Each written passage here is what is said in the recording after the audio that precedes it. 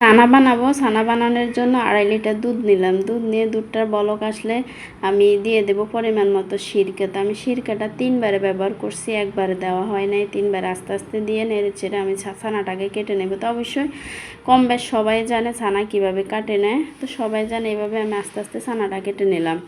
তো এই যে দেখেন সিরকা কিন্তু আস্তে আস্তে দিলাম, যে সবগুলো একসাথে দেওয়া হয় না, 3বারে দিয়েছি। এই যে ছানাটা হয়ে গেল পরে আমি ঠান্ডা করে নিয়ে ধুয়ে নিলাম, ওটা দেখাতে ভুলে গিয়েছি। তো পরিমাণ মতো চিনি দিয়ে দেব, দিয়ে একটু নেড়ে চেড়ে ভালোভাবে মিশিয়ে নেব। চিনির সাথে একসাথে চিমড়ি পরিমাণ লবণ দিয়ে দিলাম, দিয়ে আমি একটু গুঁড়া দুধ দিয়ে দেব, খেতে যেন আর একটু মজা লাগে বা ফ্লেভারটা একটু ভালো আসে। তো একটু গুঁড়া দুধও দিয়ে দিলাম পরিমাণ মতো, দিয়ে আবার একটু মিশিয়ে নেব।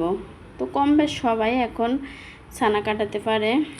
তো এই যে দেখেন আমি ছানা বানালাম, খেতে কিন্তু অনেক মজা হয়েছে। তো সবাই ভিডিও দেখবেন, লাইক কমেন্ট শেয়ার করবেন, সবাই ভালো থাকবেন, আমাদের জন্য দোয়া করবেন। ভিডিও দেখার জন্য সবাইকে অসংখ্য অসংখ্য ধন্যবাদ। আল্লাহ হাফেজ।